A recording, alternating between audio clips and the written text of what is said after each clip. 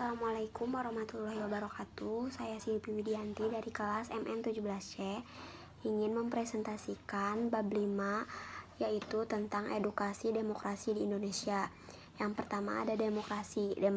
Pengertian demokrasi yaitu dibagi menjadi dua. Yang pertama pengertian etimologis demokrasi, yaitu dari sudut bahasa etimologis, demokrasi berasal dari bahasa Yunani, yaitu demos yang berarti rakyat dan kratos atau kratein yang berarti pemerintah atau kekuasaan.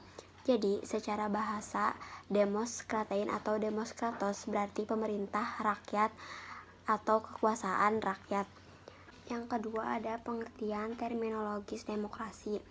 Ada suatu pengertian mengenai demokrasi yang dianggap populer dari pengertian yang dikemukakan para ahli, yaitu pengertian dari Abraham Lincoln yang mengatakan demokrasi adalah pemerintah dari rakyat, oleh rakyat, dan untuk rakyat, yang berarti yaitu rakyat adalah pemegang kedaulatan atau kekuasaan tertinggi dalam negara demokrasi.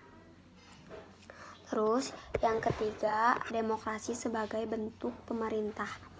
Secara klasik, pembagian bentuk pemerintah menurut Plato dibedakan menjadi yang pertama yaitu monarki, yaitu suatu bentuk pemerintah yang dipegang oleh seseorang sebagai pemimpin tertinggi dan dijalankan untuk kepentingan rakyat banyak. Terus yang kedua ada triani, yaitu bentuk pemerintah yang dipegang oleh seseorang sebagai pemimpin tertinggi dan dijalankan untuk kepentingan pribadi. Yang ketiga yaitu aristokrasi, yaitu suatu bentuk pemerintah yang dipegang oleh sekelompok orang yang memimpin dan dijalankan untuk kepentingan rakyat banyak. Yang keempat ada oligarki, yaitu suatu bentuk pemerintah yang dipegang oleh sekelompok dan dijalankan untuk kelompok itu sendiri. Yang kelima ada demokrasi, yaitu suatu bentuk pemerintah yang dipegang oleh rakyat dan dijalankan untuk kepentingan rakyat banyak. Yang keenam ada mobokrasi atau okhlokrasi, yaitu suatu bentuk pemerintah yang dipegang oleh rakyat tetapi rakyat yang tidak tahu apa-apa, rakyat yang tidak berpendidikan, dan rakyat yang tidak paham tentang pemerintah, yang pada akhirnya pemerintah yang dijalankan tidak berhasil untuk kepentingan rakyat banyak. Dari bentuk pemerintah Indonesia yaitu republik, yang berarti bentuk pemerintah yang dipimpin oleh seorang presiden atau perdana menteri. Terus ada demokrasi sebagai sistem politik. Beberapa ahli telah mendefinisikan demokrasi sebagai sistem politik, yaitu yang pertama menurut Henry B. Mayo menyatakan demokrasi sebagai sistem politik merupakan suatu sistem yang menunjukkan bahwa kebijakan umum ditentukan atas dasar mayoritas oleh wakil-wakil yang diawasi secara efektif oleh rakyat dalam pemilihan yang berkala yang disediakan atas prinsip kesamaan politik dan diselenggarakan dalam suatu terjaminnya kebebasan politik. Terus menurut Samuel Huntington menyatakan bahwa sistem politik sebagai demokrasi sejauh para pembuat keputusan kolektif yang paling kuat dalam sistem itu dipilih melalui pemilihan umum yang adil, jujur, dan berkala. Dalam sistem itu, para calon bebas bersaing untuk memperoleh suara dan hampir semua penduduk dewasa berhak memberikan suara. Selanjutnya ada demokrasi sebagai sikap hidup. Pemerintah atau sistem politik demokrasi tidak datang, tumbuh, dan berkembang dengan sendirinya. Demokrasi bukanlah sesuatu yang taken for granted. Demokrasi membutuhkan usaha nyata dari setiap warga maupun penyelenggara negara untuk berperilaku sedemikian rupa sehingga mendukung pemerintah atau sistem politik demokrasi.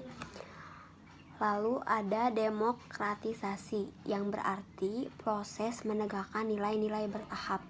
Yang pertama ada nilai kultur demokratisasi. Menurut Jamron menyebutkan adanya kultur atau nilai demokratisasi antara lain yaitu adanya toleransi, kebebasan mengemukakan pendapat, memahami keanekaragaman masyarakat, terbuka dan komunikasi, menunjang nilai dan martabat kemanusiaan, percaya diri, tidak menguntungkan pada orang lain, saling menghargai, mampu menegakkan diri, kebersamaan, dan keseimbangan. Lalu ada lembaga atau struktur demokratisasi. Yang pertama ada pemerintah yang bertanggung jawab. Lalu suatu dewan perwakilan rakyat yang mewakili golongan dan kepentingan dalam masyarakat yang dipilih melalui pemilihan umum yang bebas dan rahasia. Terus ada organisasi politik yang mencakup lebih dari satu partai. Misalnya ada sistem duipartai sama multipartai. Partai menyelenggarakan hubungan yang kontinu dengan masyarakat. Terus ada pers dan media massa yang bebas untuk menyatakan pendapat. Kemudian ada sistem peradilan yang bebas untuk menjamin hak asasi manusia dan mempertahankan keadilan.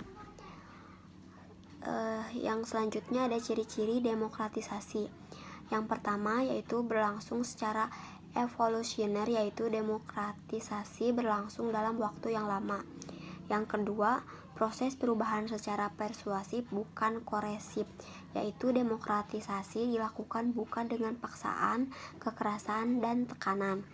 Yang ketiga ada proses yang tidak pernah sama sekali, yaitu demokratisasi merupakan proses yang berlangsung terus-menerus. Sekian presentasi dari saya, mohon maaf bila ada kesalahan. Wassalamualaikum warahmatullahi wabarakatuh.